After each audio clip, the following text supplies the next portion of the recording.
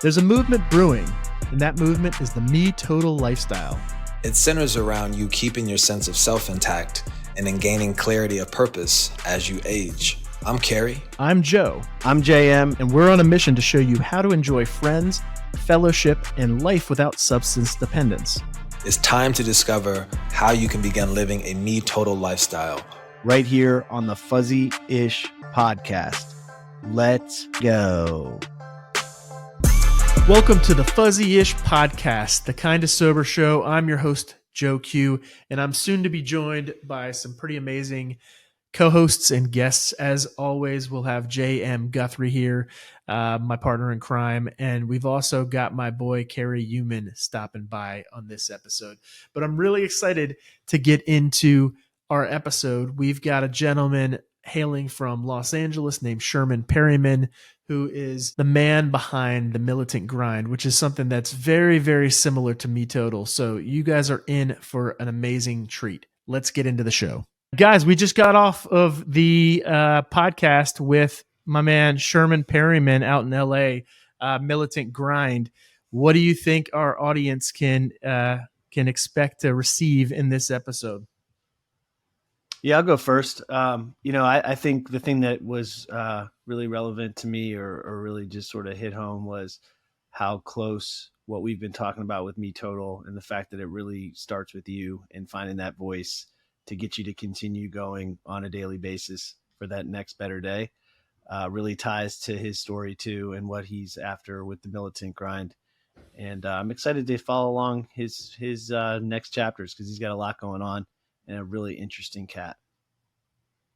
Yeah, I think just for me, and I feel like this is just kind of a thread for a lot of the guests we have. But, Sherman just kind of talks about a little bit of a rough past growing up and having to work through some different emotional challenges. And yeah, just through his own practice, really just finding, essentially his MeTotal. So I think people will be inspired just by his transformation. And yeah, I mean, once you find it, you just gotta go for it. I think people will enjoy it.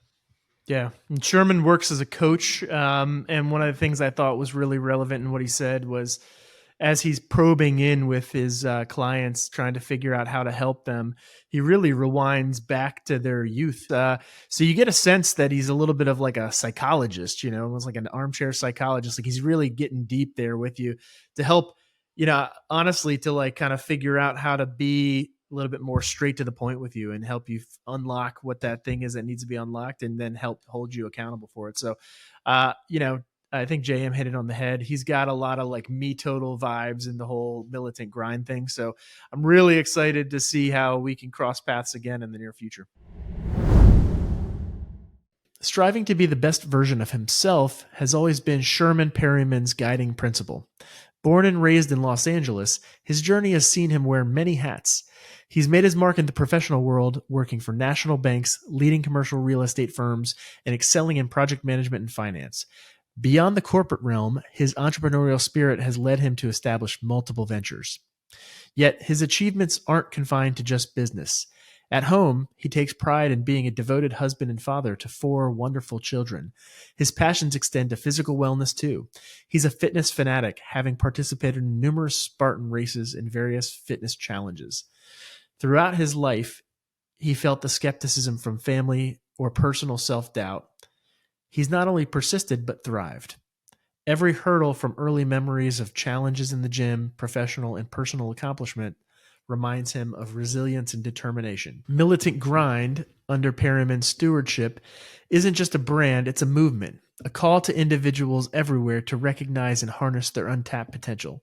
It's a vision that extends beyond personal achievement, echoing into the realms of health, personal development, and profound societal change. With every endeavor, Sherman Perryman emerged as a beacon of resilience and empowerment from a background steeped in discipline and determination. This founder of Militant Grind didn't start with high-end deals. Instead, his entrepreneurial journey began with the humble aisles of his church, selling cookies and internalizing invaluable lessons of grit and commerce. Perryman's education at Morehouse College in Atlanta and the USC Ross program in real estate wasn't just a formative time for his academic prowess, it was a period of grounding his future ambitions. His real-world savvy and scholarly insights became his cornerstone, which caught the attention of his beloved city. Featuring prominently in the docuseries Black Business Los Angeles, he stands as a testament to Black entrepreneurial excellence, showcasing the brilliance often overlooked in the shadows of the metropolis. Yet Perryman isn't solely defined by his business finesse. He's an author whose seminal work, From Grit to Greatness, Harnessing the 5 Pillars of the Militant Grind, encapsulates his philosophy for success beyond fiscal measures. As a lifestyle connoisseur, he champions a harmonious cultivation of mind, body, and soul, reflecting his holistic approach to success and well-being. Militant Grind under Perryman's stewardship isn't just a brand, it's a movement, a call to individuals everywhere to recognize and harness their untapped potential. It's a vision that extends beyond personal achievement, echoing into the realms of health, personal development, and profound societal change. With every endeavor, Perryman solidifies his legacy not merely as an entrepreneur, but as a catalyst for enduring, transformative change. In his relentless pursuit, he doesn't just capture the world's attention, he inspires action. Sherman Perryman stands not solely as a successful individual, but as an emblem of unwavering spirit and transformative possibility. So Sherman, I actually came across your content because you've been interviewed, or you interviewed a couple of people that we've also talked to, like Di and Nico and stuff like that. So a lot of your stuff kind of resonated with us anyway, but just to give you some context, we're 3 guys that all kind of grew up together on the East Coast in the suburbs of DC, a place called Reston, Virginia. We're in our early 40s now, mid 40s. And we've been reconnecting a lot over the past few years, specifically around a mutual kind of underpinning in the fact that all 3 of us have quit drinking alcohol at various points in the past 10 years. 11, actually, for Carrie, he's the OG, probably like 12 years or so. Heavyweight champion of the world, Carrie. Yeah. Newman. And I've been free of alcohol now for about 5.5, 6 years. And JM is about 2, a little over 2 right now, JM. Is that right? Almost 3 years, man. Almost 3. It'll be August 2.5. And so, I'm over the hump. Yeah. So we've kind of been just rallying around that and connecting on that and just kind of keeping each other motivated and going. We also have like some commercial interest to launch brands and stuff like that as a collective and as a team. We've created this mantra that we call MeTotal. It's, in short, it stands for, excellence through temperance, or one better day at a time. But really celebrating clean living, being, as temperate as possible, without alcohol, not necessarily saying that we don't consume cannabis and some other stuff every once in a while, but like we try to espouse not doing anything in excess, trying to be as moderate and temperate with your lifestyle as possible, being as clean and cogent and kind of, clear-headed as possible. For me, it's super necessary because I've got 4 kids and I know JM has 3. Carrie just got married, has his stepson that he's dealing with as well. And both me and Carrie's case, we're switching fields and businesses right now.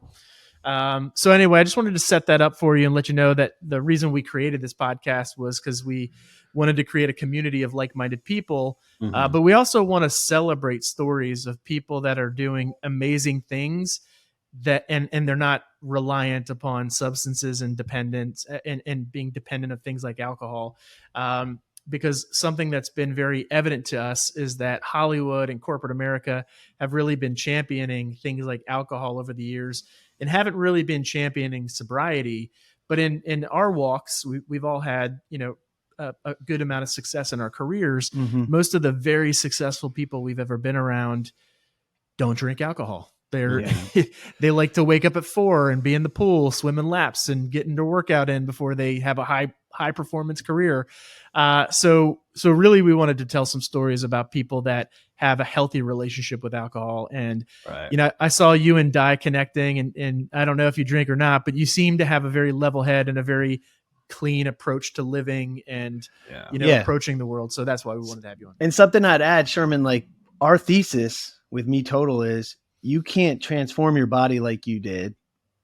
You can't get more healthy from an exercise perspective. You can't stop drinking. You can't quit some other addictive substance if it doesn't start with yourself, right? Right. The reality is it starts with me. I couldn't have stopped drinking if I wasn't in it to win it for myself. And that's where the whole mantra of MeTotal came from. There's this idea of excellence through temperance and this idea of living a clean and more vibrant life.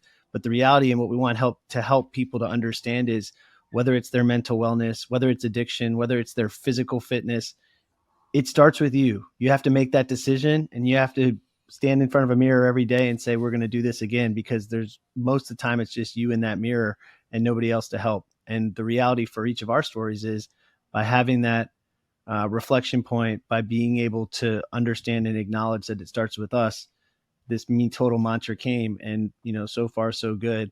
And as Joe said, it's one better day at a time, baby. That's all we can do. Right. Well, that's excellent. Yeah. So just real quick before we launch into your story, because we do want to give our audience a little bit of backstory. If you're listening in the audience, you're tuning in to the FUZZEE'ish podcast, check it out, FUZZEeishpodcast.com, if you want to check out other episodes or if you want to connect with us on social media. But real quick, Sherman, before you jump into your backstory for our audience, how does that sit with you? Does that kind of, we're going to get into the militant grind philosophy in a little bit, but does what you heard us talk about with MeTotal sound like a like-minded, kind of approach to what you're doing in your lifestyle and over on your podcast? Oh yeah, definitely, man. Cause I mean, the whole aspect of clean living is just like what I'm about. I don't drink soda. I'm very disciplined with my diet. I don't do gluten. I don't do dairy. I don't drink alcohol, for numerous reasons. I don't even drink caffeine. I just stopped that because it's too acidic, and it, basically, I'll be up all night, and I don't feel like my digestive system works with that. I feel like I took in some time to know myself and know what I can deal with. And I've noticed that I can't do things that like the average person can do. Some people can drink and, wake up and just go at it and be, up to par. Me, I can't do that. Some people could wake up, smoke a joint and go to work and be fine. I can't do that. So it's just taking, where the discipline came at is like me knowing myself and knowing what I can do. I first, it really became a problem in college. Like I would buy a small flask of E&J and, just have it all to myself. And the reason why I picked that alcohol is because it was cheap and it got me drunk the fastest. I didn't drink alcohol because it tasted good. I drank alcohol because I wanted to feel a certain kind of way, and it was kind of like Dr. Jekyll and Miss Hyde with me. Like I was a totally different person. Sometimes if I'm in an environment, just due to like me growing up in LA and having post-traumatic stress on some of the things I've been through in this environment, like say going to a party and people are shooting inside of the party and, everybody's like, falling over each other, trampling over each other, etc. So if I'm drunk, I would go to a party and I'll automatically be aggressive and on guard. So say if it was anything going on at a party and all of my friends was there, they will know I was probably the one that started it. Like I'm talking about. Other than that, I'm a cool guy. I'm calm, respect everybody, goofy, loving. But once I drank that alcohol, I just switched into a totally different person. And I have stories for days where it was just like people will tell me like, heart to heart, like, hey man, you probably should stop drinking. Yeah. Like seriously, like you have a problem. You probably shouldn't do that anymore. And I was, it was like, say like a dark energy just overwhelmed me when I did drink. Like I'm talking like a guy walked in the living room one time and I had my brothers there, my friends, and I'm not even sure if he was talking to us or whatever. He just said, "Who's gonna get knocked out?" And I just flipped. I followed him like, "Who are you talking to? And what do you mean who's finna get knocked out?" And I got super aggressive. Where it was just kind of like people were like, "What the hell is wrong with this guy?" But then other people were like, "Oh man, we're not paying attention to that guy." But then with me, it was kind of like, "Nah, man, he disrespected me. that's out of pocket. And so, after all of that happened, all that commotion happened, my brother had to drive me home because I was so drunk, like I was so faded. And it just Faded. We love that word. Let's go. like, Faded. Kerry right, knows about getting faded. man, Running around with his shirt off. Right. Yeah, man. I mean, I got a story about, story about that. Me ripping my shirt off. Let's go. Like the Hulk. So, I'm in college. I'm at the Alpha House in Atlanta. It's cold. It's probably like 30 degrees. And I see a guy, and he, I know he's talking stuff about me behind my back. And so I have my friend next to me to the right of me, and the guy walks up, and I know him, we're friends, but he doesn't say anything to me, says something to my friend, and I just got offended. I just felt disrespected, right? And so I walked up to him, and I was like, hey, man, keep my name out your fucking mouth, or else it's gonna be problems. Mm-hmm. And he was just shook. He was like, what? Fuck that. Sherman, who the fuck you think you are? You a bitch. Da, da, da. And where I'm from, if you call a man a bitch, it's automatic. Like it's about to go down. That's like an automatic foul. So I was like, oh, okay, for sure. And then they broke it up. Everything was cool. So then one of my friends came up to me, and he was like, hey, man, don't get in a fight at our house. And I was like, okay, all right, whatever. So I walked outside, and I seen his friend, and I was like, hey, man, where's your guy at?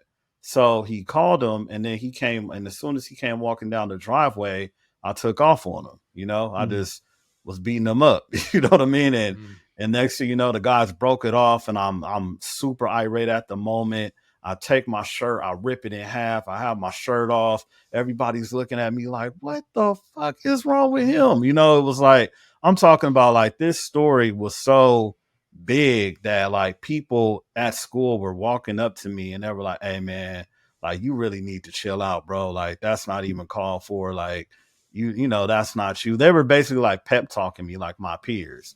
Mm-hmm. And then, 2 years later, I'm in New York on Wall Street, meeting up with some colleagues and stuff like that. And, I'm just a totally different person. I'm sober, I'm cool. And then one guy was like, hey, you were that guy that got in the fight at the Alpha House, huh?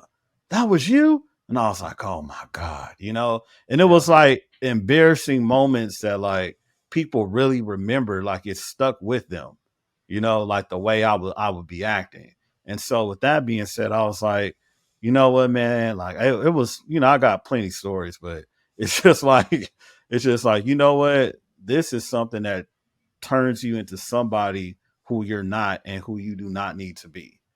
100%. Like, every time you touch it, something happens to you where it's like, you're not that person, and when people come up to you in a sincere way and just tell you, like, hey, you probably need to settle down, you probably should listen. Yeah, Sherman. So I was going to ask you, every hero has a journey, and, obviously you've gone through yours. Looking at your website, you got the Militant Grind, you have a book that you wrote.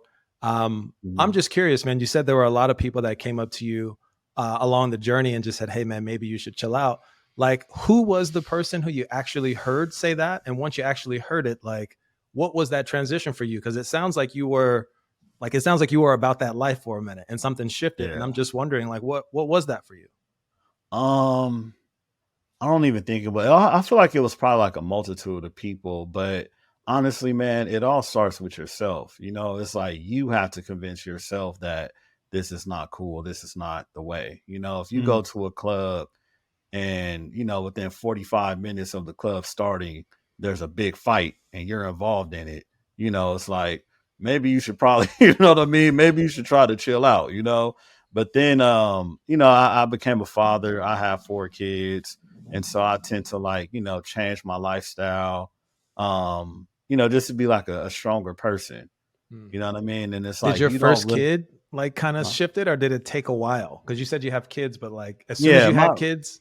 Yeah, I would say when my first kid came, I shifted because I didn't have time to partake in activities with my friends like that. Like, I couldn't go to the clubs. I couldn't go out. I couldn't drink. Like, I had to work, like, I had a different responsibility than my peers. Like, I had my first kid at 27. And, during that time, it was like straight out of the recession. So a lot of people still weren't working and a lot of people weren't really, active, so it's like some people were just hanging out, not doing anything. But luckily for me, I got a job at Wells Fargo that was able to help me provide for my child's mother and my child at the time. So I had to basically change my lifestyle. I'm not going to say like I was sober at that time because, there was a time after that where I drank a lot, like at a company holiday party. I drank so much that I threw up in the parking lot, So yeah, like that's what happens at those holiday parties, man, with those open bars. Man. Oh, hey, what? Come on. Open bars and, everybody like drink, take a shot, take a shot, take a shot. And so it was so bad, and okay, now I'm gonna just be all the way honest. So drinking Joe, in you're different cultures and different demographics is different. Yeah. So I'm African American, I'm black, grew up around black people. When I went to the holiday party, it was white people and Asians. Now, white people, the way they drink is totally different than the way we drink. Wild ass white people for sure, bro. I second that. Yeah, bro. It was like crazy. Like, say they have no, like, say with us, right? We'll be like, just drink. If you drink dark, stick with dark. Them, they're like, oh, we don't give a fuck. Dark, light, whatever. Like, we're just taking shots. Like, it was crazy. Like, say my tolerance versus their tolerance was totally different. Because after I threw up, I was like, man, I need to go home. They were like, fuck that. Let's go to another party. I was like, what the fuck? No. Like, I just threw up. Are y'all crazy?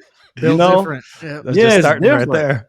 Yeah, it's like a different, different society, or cultural norms around drinking. And I remember going somewhere with them and they were drunk and they were like, we're going inside of somebody else's house, right?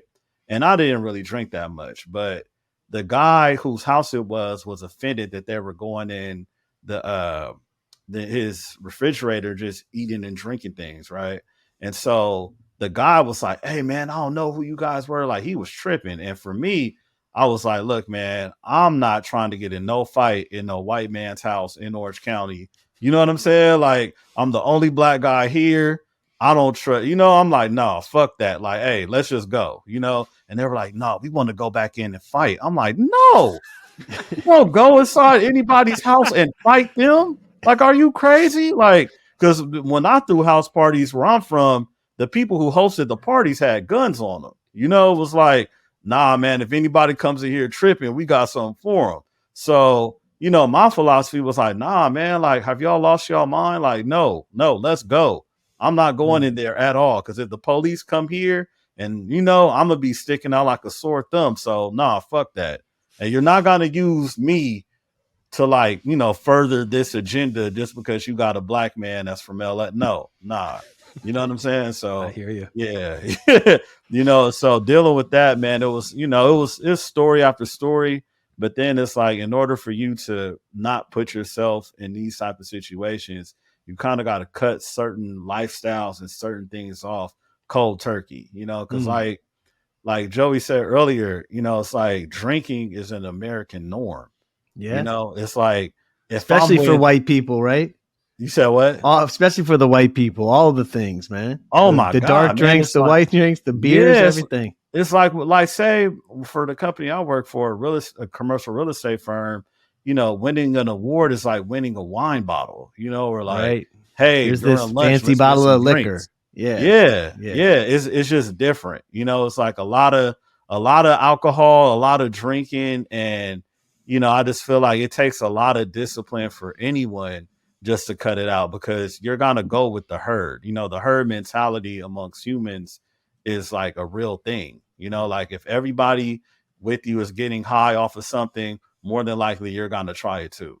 So it's like, no one could really tell you, like, hey man, it's like, it's really your conviction with yourself by saying, no, I don't drink.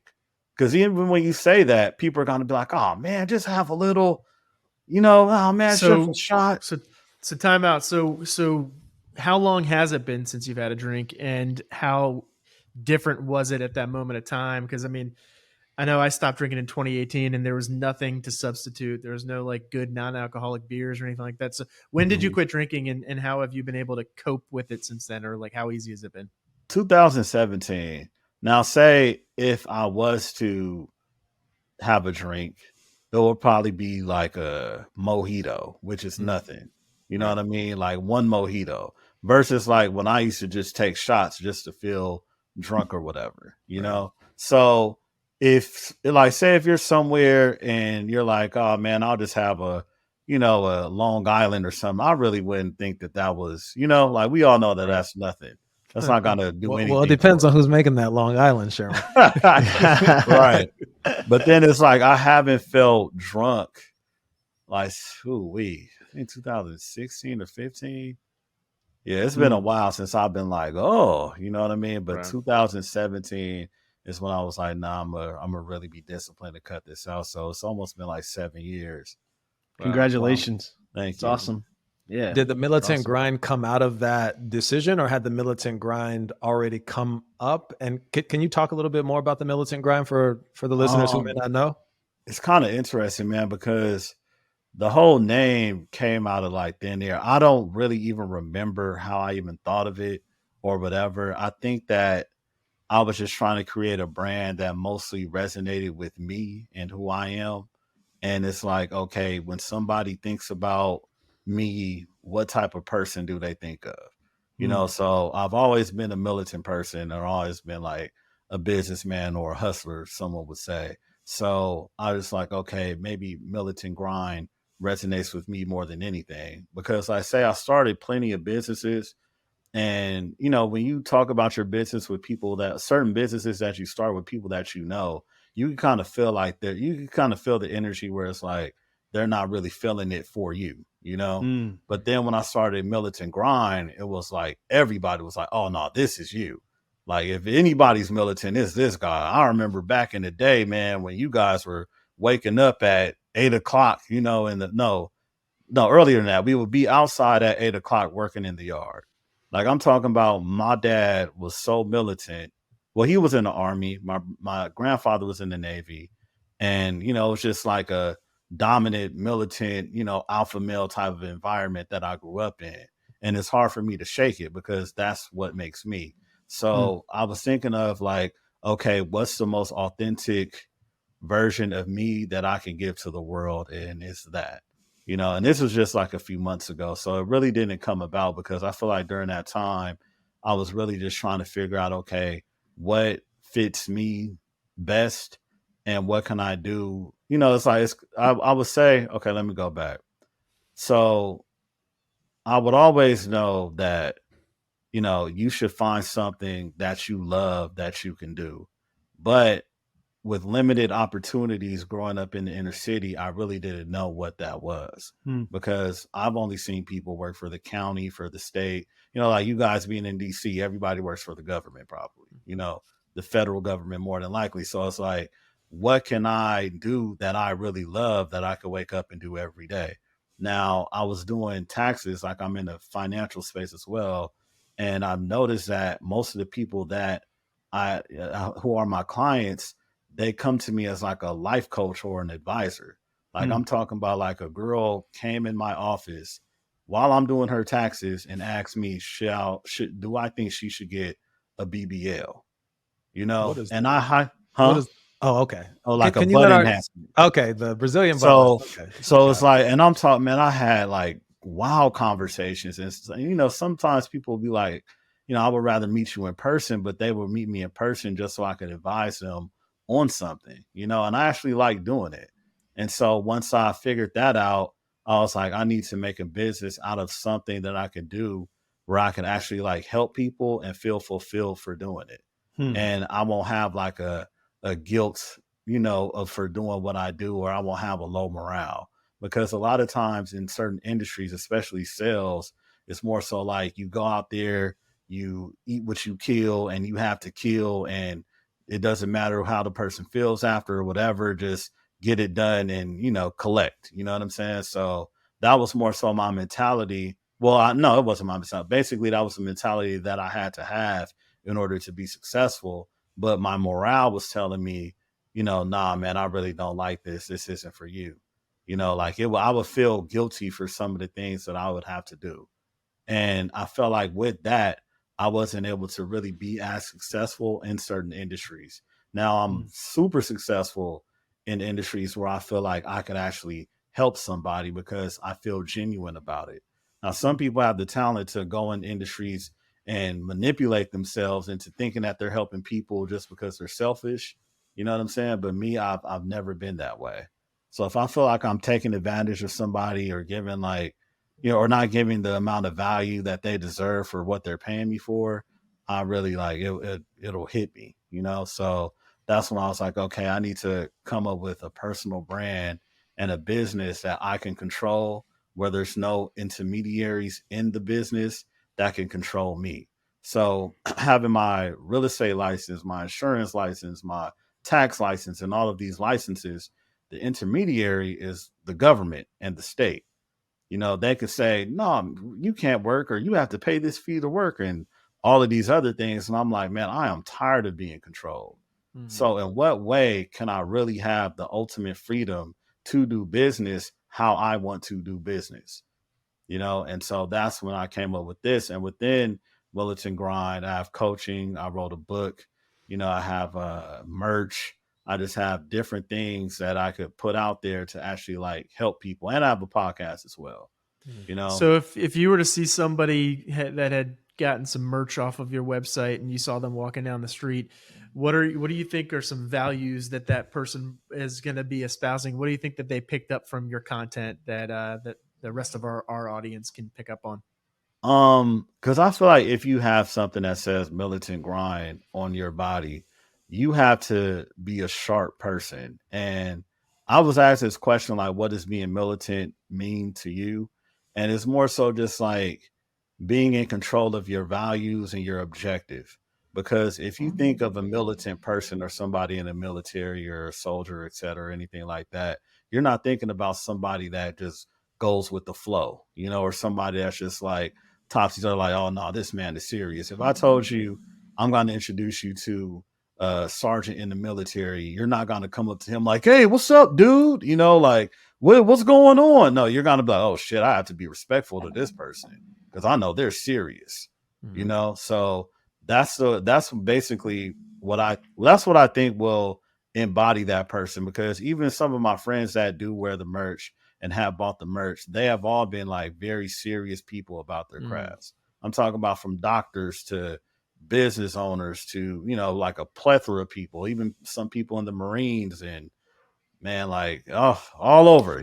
That's what I was kind of picking up on. Like, in order to kind of throw that terminology around, you got to be somebody that's willing to self-sacrifice or Yeah. sacrifice for something bigger than yourself. Or, that's really cool. I like that. I like that a lot. Thank you. Yeah, and just kind of transitioning from that, with your podcast, you talk about becoming the best version of you. I had a chance to do a talk not too long ago, and I was speaking about being the best version of yourself. I think it's really important, and I think it also ties into this MeTotal theme. When someone's working with you, Sherman, whether it's a coaching client or you're just working with someone in general, like how do you help someone to uncover the best version of themselves? Like, I know you have the podcast, you have your book, you have your pillars. Like, can you kind of walk our audience through, without giving them too much, of just your process and Yeah. how you can kind of take someone from where they are to really thrive in? Okay. So say for me, right? Say if I already know the person and they come up to me, basically you could kind of observe somebody and know what's right for them, but then they necessarily don't know what's right for themselves. Because it's like, say if someone comes up to me with an idea and I'm like, come on, man, you're not going to do that shit. That's not you. You're just looking at it for the money. Like, why would you even do this? You're best at this. You've been posting online about herbs, like different holistic ways of healing, etc. Why are you going to get into this? You're not even passionate about it. So once you like, in order for you to help somebody, you have to really get to know them in a way where it's like you're looking at them from the outside looking in, and they have to know themselves. But then I push people to basically uncover who they really are, not who they want to pretend to be. You know, because a lot of people want to pretend to be someone that they're not, mostly because of monetary reasons. You know, like say I have a friend and I'm like, man, why don't you just get back into construction? You love that. You know, you enjoyed it. Like you woke up every day, you was happy. That was your thing. Why are you trying to do something else? You know, And and do you get this insight about them just like assuming it's somebody that's not like a deep personal friend to you, it's just somebody you've met over the past couple of years. Are you Mhm. getting this through just listening to them and these sessions that you're having, or do you make them take any kind of personality quizzes? Like, I don't know, like No, well, it really comes from like because a lot of people post most about themselves on social media, so you uh, can get some insight from that. But you know, also asking questions as well. So one book that I've read that actually helped me discover true things about myself is called Discover Your True North. So I would tend to ask people like, who did you want to be when you were a child? Like, what type of person did you want to be? You know, because usually that's really who you are. Like, say me, I wanted to be a lawyer. Like, I wanted to be a lawyer bad. You know, I even started a political science major, but then it was like, okay, why did I want to go into law? It's because I wanted to advocate for people and help people. I didn't really want to go into it to be like, okay, I'm making a lot of money. You know, like that wasn't my motivation. But then when you tend to look at the field and like what goes on, you're like, okay, nah, I don't really want to get into all of that because that's not me. But I could take the reasons on why I wanted to get into that field and create something else. So me wanted to be a lawyer, me wanting to advocate for people, me wanting the best for people, I could still do that, but then in a different realm. So say I have a friend that grew up and well, growing up, he always wanted to be the first black president, right? And so we were like, man, get the fuck out of here. But you know, we just we just let him talk. He went to Howard. He's in DC till this day. Now he's like, I don't want to be the president, but he's still helping people in the way that he wanted to help people, Hmm. but due to the reasons why he wanted to become president, it's like, I want to be the president because I want to help out my people or people, period. He's still helping people now, but he just doesn't want to be president, Hmm. So that's so interesting because I wanted to be an astronaut, and then I realized I was really bad at science and math. And but I still feel like to this day I'm pursuing going places that not a lot of people have gone. I want to build brands that have never been built before and stuff like that. So I think that's definitely pretty insightful for sure. yeah, but that's just one method. It's like everything's not a one size fits all, because I do feel like a lot of people, in order to uncover who they are, you just have to ask just like certain questions and then just really pinpoint it, Yeah. because I feel like in order to live a purposeful life, you have to do things that are kind of selfless and it's not all about you.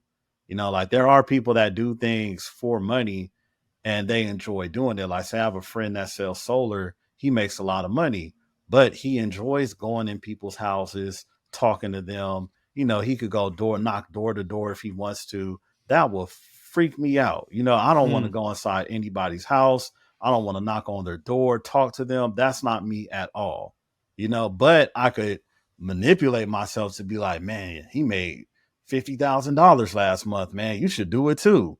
Knowing that you do not want to do that at all. Like if I go inside somebody's house and they offer me something to drink, I'll be like, oh shit, what the fuck? Like, I hope this is a clean glass. Like, where'd they get this water from, etc. Like that's the type of person I am. He's the type, oh yeah, man, hey, how's it going? Play with the dog. Hey, what's up? Hey, there's your kids. Like that's his personality. But then and I did try to do solar before, and I absolutely, like, it horrified me, but there were some people that were super successful, but then it was like, you're trying to put yourself in a position to do something that's not really you. Hmm. And that's why you keep failing. Hmm.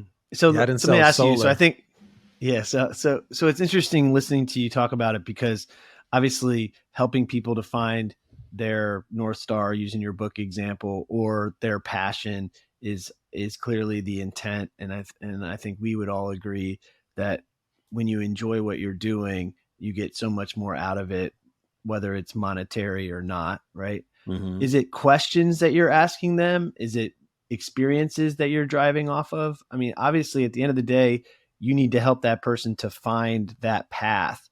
So is it encouraging them through questions and inquiry and helping them to find that? Is it sharing examples of other people? What have you found to be the most effective in helping people to get onto that grind? I would say questions.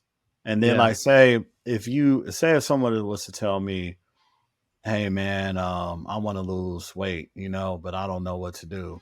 I'd be like, man, you know exactly what the fuck you need to do to lose weight. Stop playing with me. What is stopping you from doing it? It's easy to go online and figure out a diet and work out. Like, you're 30 something years old. You know what you have to do. So let's figure out what's stopping you from actually doing it.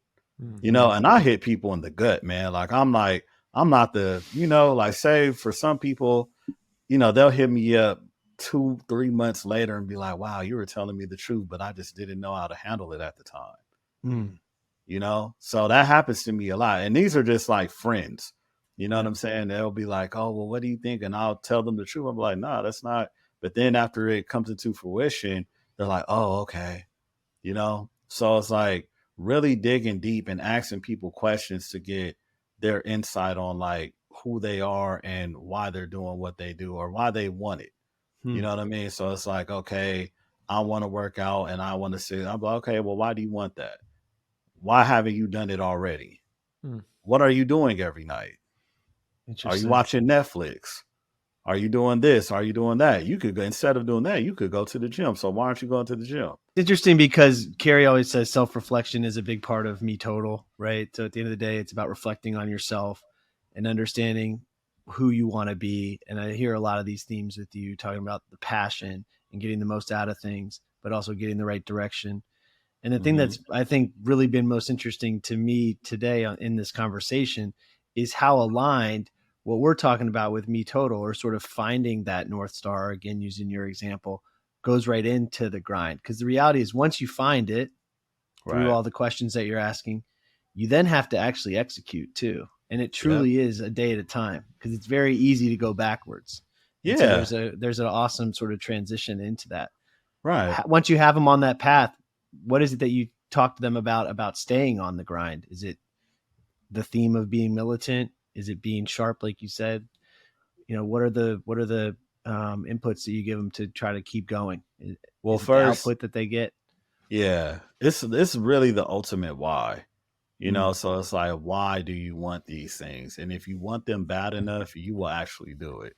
And then I'm not going to tell you that you should, do anything that I like, man, you want to get bigger shoulders and a bigger chest. Why don't you?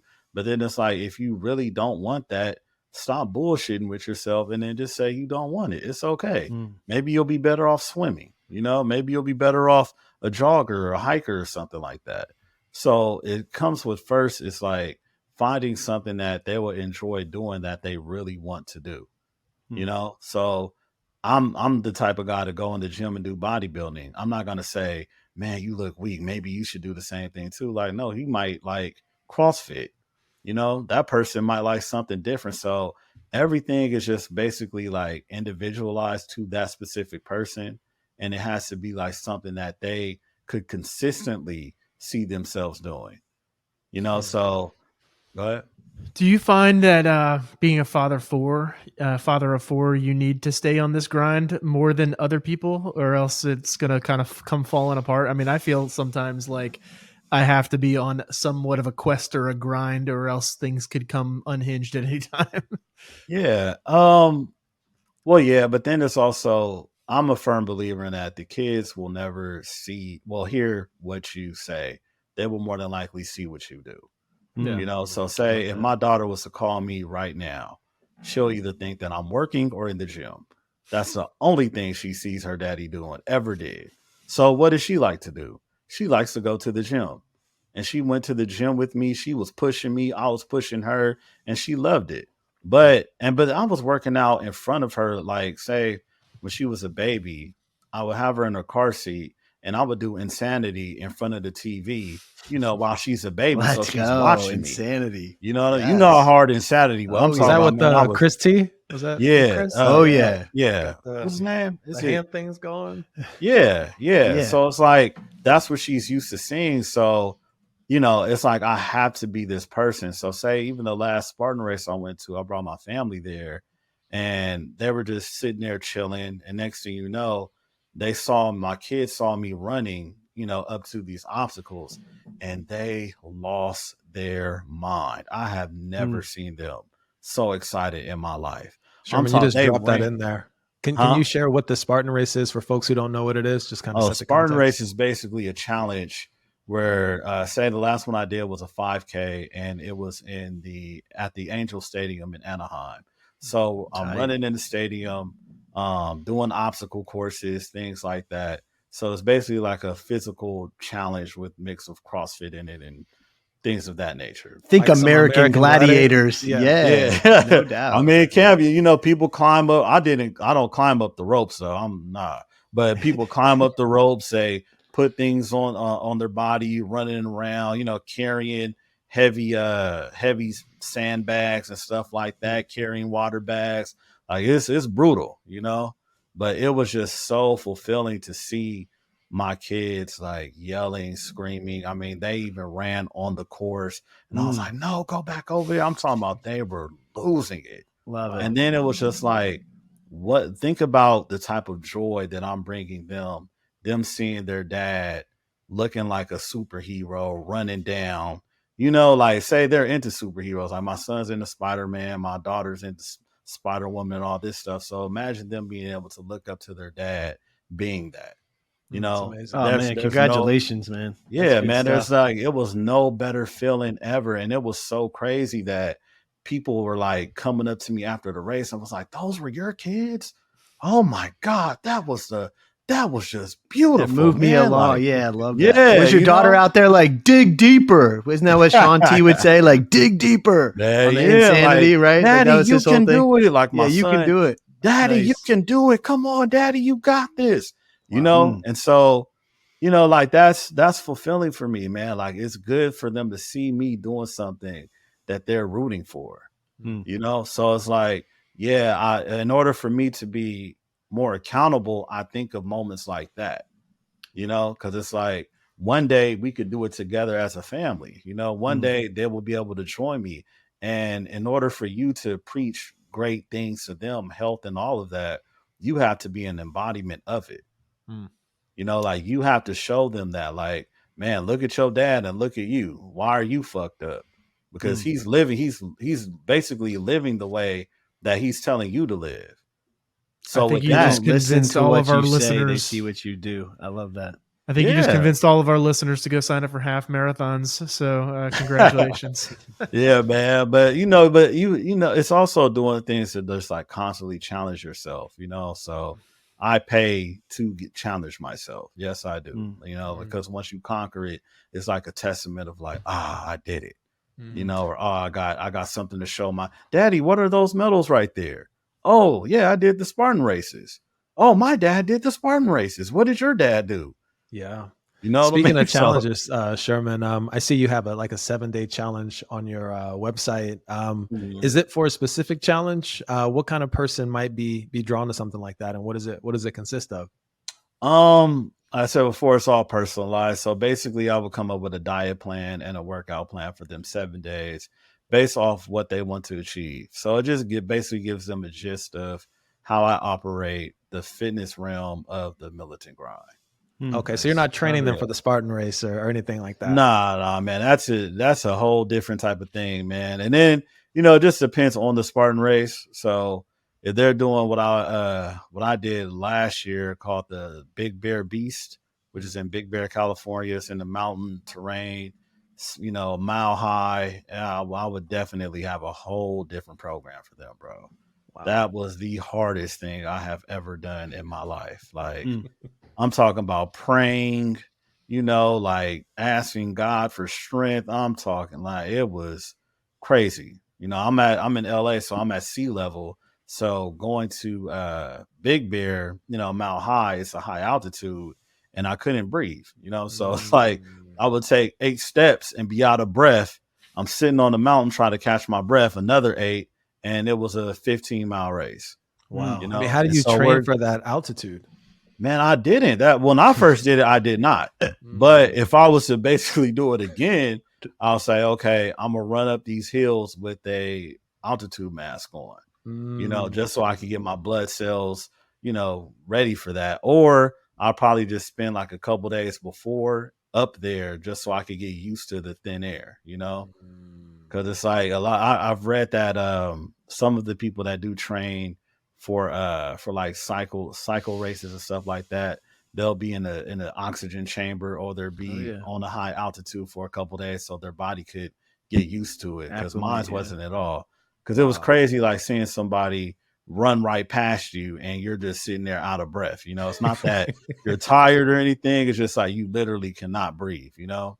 Wow. I think the NFL teams usually go to Denver at least a day early for that reason. Yeah, they do. Right. So they every other place that they go get acclimated. A day early so they get acclimated for the Denver game. Yep. Well, Sherman, how'd you get through it, man? You said you couldn't breathe and it was 15 miles. Eight steps at a time, man. Yeah, man. It was, well, honestly, I feel like it was, because I talked to my friend about it. He was doing it with me, and we felt like it was more so like say when you're put in situations that you feel like you have no out, I feel like God or the universe or whatever will create things for you to help you get through.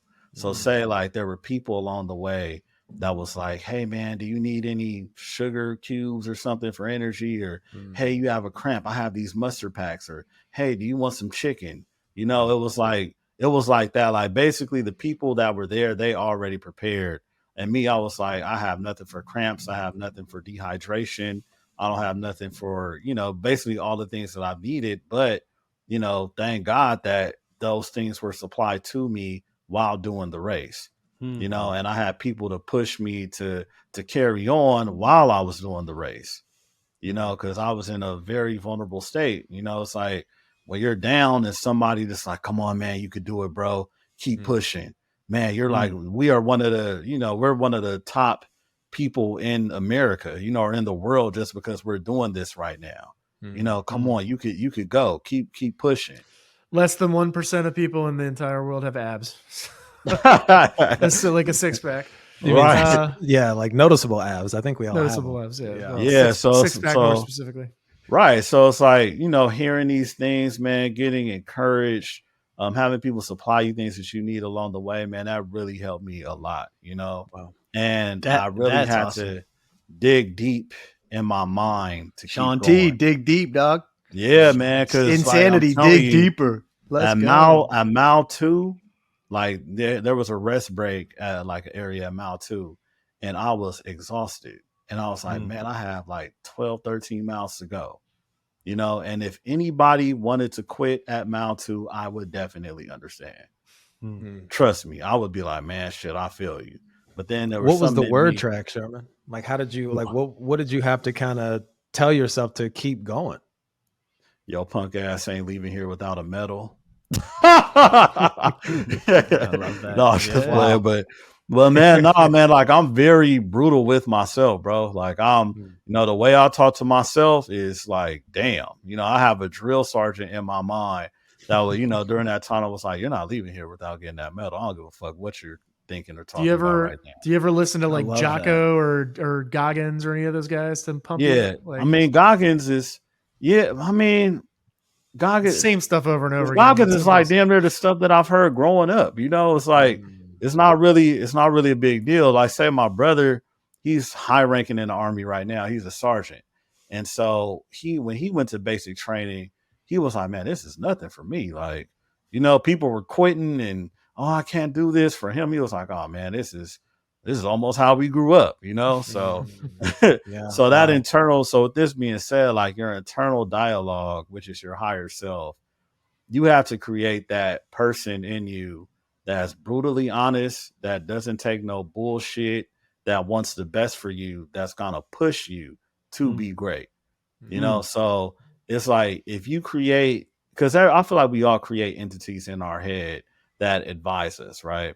And I often tell people the worst person that you want to lie to is yourself. Right. You know, and when you leave and go to this earth, leave this earth. You cannot lie to God. God knows, like he knows your deepest, darkest secrets that you wouldn't tell a soul. Some of the things that you've done. So why are you bullshitting yourself? Tell yourself, if you want to get that medal, if you want to accomplish it, get in your mind, and push yourself to accomplish it. Because like, it's not that I was on there and saying, I don't want to finish. Like I did want to finish, period.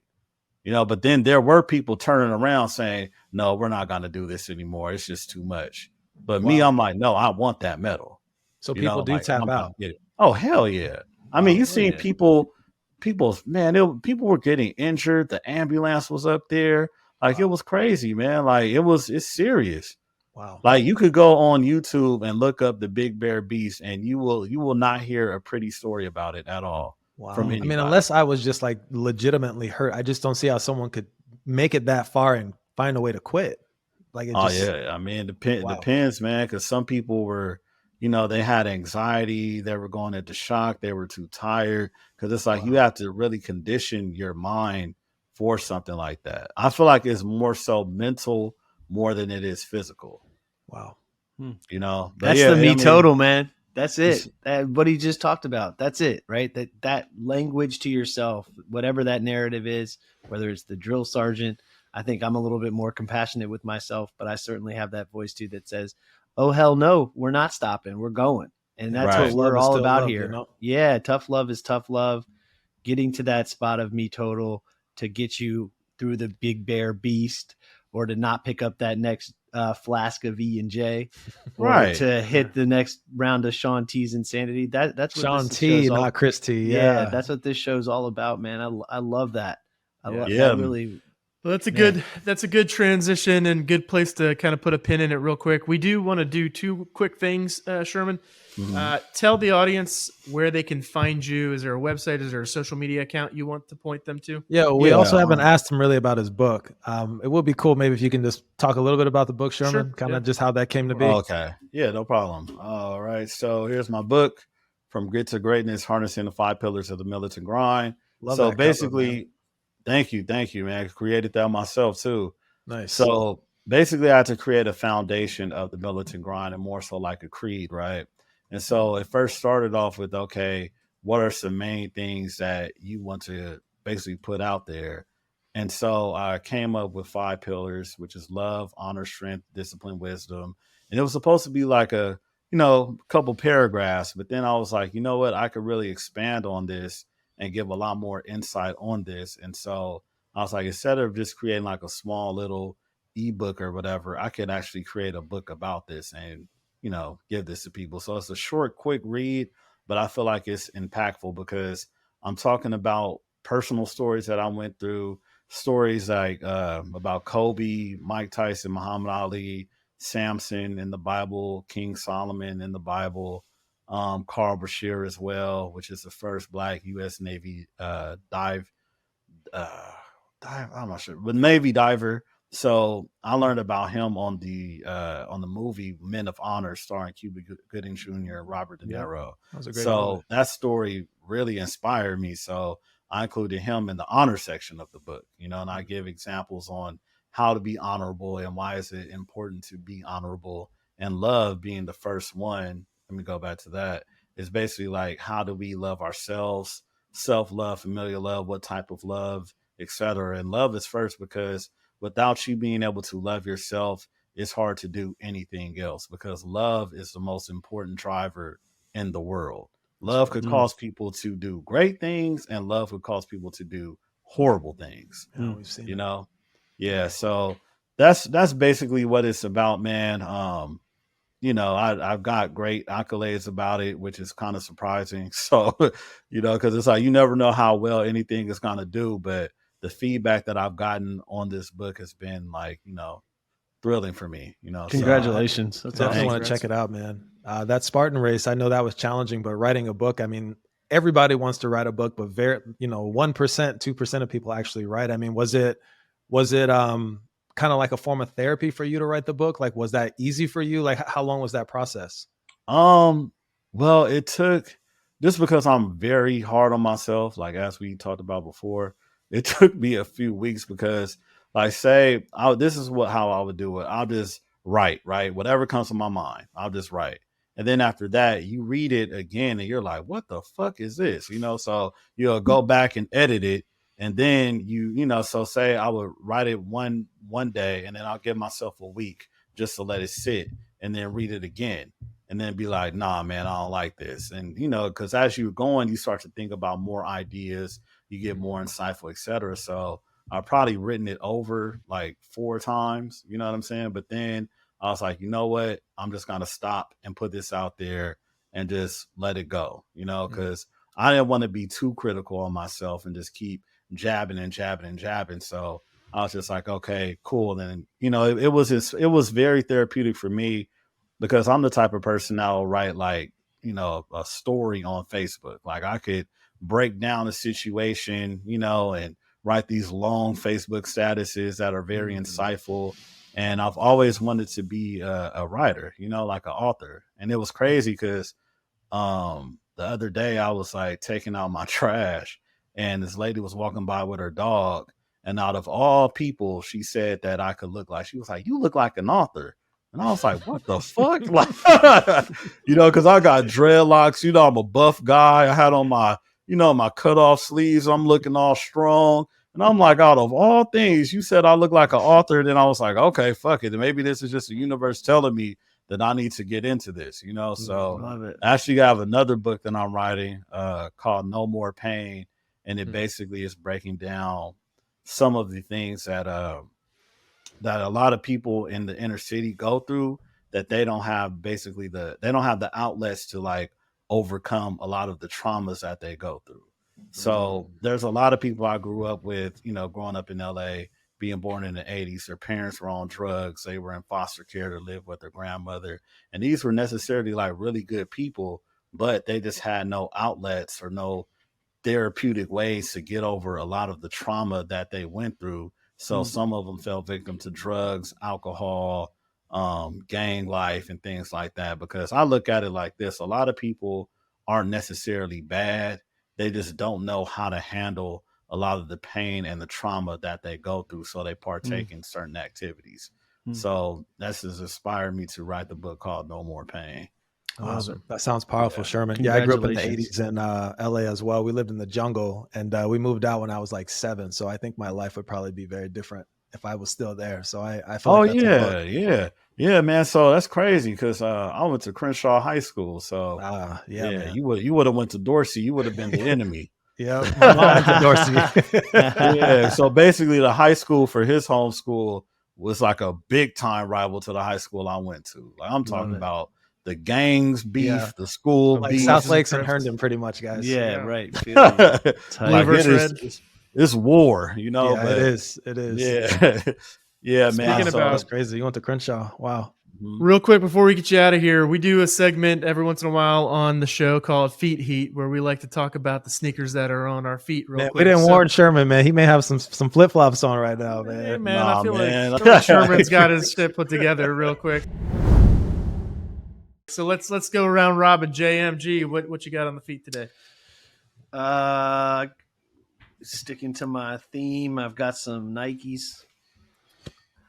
These are coming in clean. These are a collab with another. I've talked about these guys before. Union LA skate shop out by Sherman. Is that canvas or leather? What you got there, player? These are leather. Okay. And so I mean, I have on mine. AJKO's collab with Union LA. All right. Yeah. What you got, Sherman? Clean. So I just have some workout shoes. I like Converse. I like I see camouflage, There you go. Nice. So, you have to work out in flats, you know what I'm saying? Just to be sturdy. That fits the persona. I see you. If you had given me 3 guesses, I probably would have come close to those. I love that. All right. Speaking of guesses, JM, can we guess what Joey Q's got on today? Some sort of New Balance with some different shape and on it. No. I broke out the Air Fuzzies for Air Fuzzies today. Okay. Tried and true. Tried and true. Nice. Clean. What size you wear? That's 12, homeboy. Oh man, I was a little hesitant to pull these up. Man. It's a tough crowd, but I've been exploring like this whole barefoot movement thing. So these aren't toe shoes, but these are like some withins. Oh yeah, I'm not going nice. to get I too like much. those. I know they're not too exciting, but it's just like a flat shoe, super minimal, super basic. It's been fun. You today. and Darren Lake stand up. See, if I knew y'all were doing Minimalist this, I shoes, would have let's put on go. some Jordans or something. You know what I'm saying? I would have put We'll on, have to 'cause, bring you know, back, Sherman. Yeah, because you know when you're a dad and you got to walk kids to school and do all kind of stuff, you kind of don't Can't want be to wear wearing your Jordans. Jordans. Hell no. I'm with you. Jordans wore- are the most uncomfortable shoes. I Super wore uncomfortable. I wore these shoes for a whole day in Manhattan one day when I was going to see Gary. Last time I saw Gary in June, and I texted these guys like during the day. I was like, "How the fuck do people wear Jordans? He was sucking his feet. How the hell did Michael Jordan wear these all game back in the 80s? This Hell, giving bro. me blisters." Jordan I probably said- got some rough feet, man. But Bro, the work I'm from telling home you. culture, you know, I can do it in the Hey, work from home. I'm about comfort now because I fell for that. I'm like, man, I could only wear Jordans if I'm going somewhere for like 3 hours. Other than that, Yeah, and you got to be No. sitting down hopefully most of the time. Shelf You know? life. right? Exactly.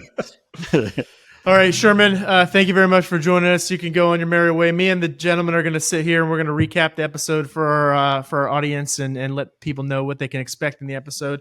I'll email you when we have a date of when this is going to go live, and we'll give you some assets to push out to your social if you want. Okay, yeah, and again, people can find me on militantgrind.com. All of my social links, my book, my YouTube channel with everything is on there. So militantgrind.com, exactly how it sounds. So yeah, man, I want to thank you guys. I really appreciate my you God, for hosting man. me on your Yeah, yeah. podcast. You too, You're man. awesome. And also too, what is the other one? Daddy Warlocks. Daddy Yeah, Warlocks. Daddy Warlocks Warlocks. is my my alter ego Instagram page. So yeah, you can find me on there too. That's where I have a lot of my insightful stuff. Yeah, there's Cool. some really cool stuff on here, man. The transformation is wild. You guys should definitely check it out for sure. Thank you, bro. Appreciate it, man. This has been All right, awesome. Sherman. Yeah, Yeah, Thanks a lot, Sherman, buddy. we'll have to Meet you, man. connect with you online, man. Definitely inspired, man. Thanks for sharing. All right, thank you. You guys have a great rest of your day. All right, brother. Take care, God Sherman. bless. All right.